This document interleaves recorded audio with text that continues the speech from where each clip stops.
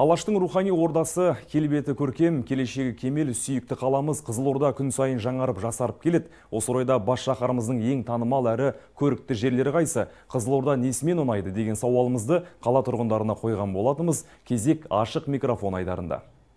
Леви беректе, мысалы, набережка дейміз ғой, бір набережка дейтінбіз.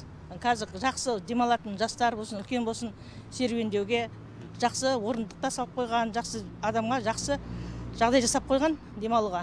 Тасбөгетке баратын жолда өнер орталығы салынған, барлығы бар ішінде. Осының бәрі осы біздің мәдени, рухани дамуымыздың белгісі деп ойлаймын. Қызылорда қаласы өте таза қала. Өте серуендеп келе жатқан кезде бір сезіледі Қызылорданың эстетикасы, таза қала, жап-жасыл жер, ешқандай қоқыста, ештеме де жоқ. Желі де, жері де, күні де, желі де барлығы ұнайды. Қызылорда қаласында бірақтан да тал жоқ деп айтып жатады, бірақтан да бізде өте табиғаты да өте керемет. Адамдар да өте қонақжай, келген адамдардың барлығын керемет көңіл-күймен қарсы аламыз. Арбатта серуендеген өте күшті, керемет. Жастары да біздің көңілді, өте неше түрлі көптеген шаралар өтіп жатыр. Қазіргі кездегі Қызылорданың келбеті мүлде бөлек. Сол жағалаудағы 11 мың орындық стадионның салынуы, теннис орталығының, оқушылар үйінің, шығармашылық орталығының салынуы, математика, физика школы, стадион, жалпы халықтың игілігіне беріп атқан жаңа нелер көп қой. Анаға тағзым бар.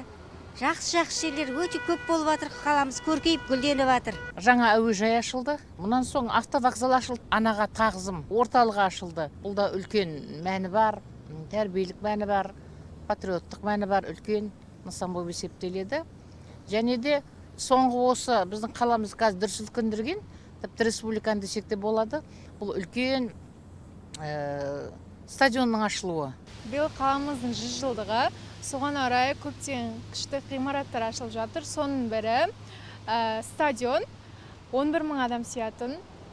Бізде онда үлкен жер бірінші рет ашылып тұр. Сондықтан қатты жаңалық болды біз үшін. Бұрынғыдан жақсы Қызылорда қазір.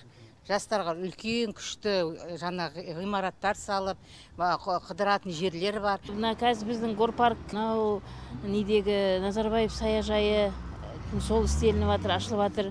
Мысалға мынау Ескадардың басындағы мынау аллея деп ашылып жатыр, мына артындағы осы жерлер нормально ашылып жатыр. Тәуелсіздік жолының бойы әдемі болып, дарияның жиегінің барлығы әдемі күшті ашылып жатыр. Қазір қалаға қараңдаршы, сәнді қалаға айналып бара жатыр. Сырттан келген әріптестеріміз, таныстарымыз қала көркейіп кетіп деп мақтап жатыр. Әрбір монументтің, әрбір ғимараттың өзінше бір ерекшеліктері бар, әсемдіктері бар. Қаланың өзіне келетін болсақ, оның тазалығы, көркемдігі, қазіргі осы Қызылордада тұратын халықтың өзі, тұрғындардың өзі соншалықты жақсы көретіндері, соншалықты қазір тазалыққа деген, айналасына деген тазалықтың вообще әсері өте ерекше болып көрініп отыр. Осыған ат салысып жатқан әрбір азамат, азаматшаларға үлкен басымды иіп тұрып мен алғысымды айта аламын.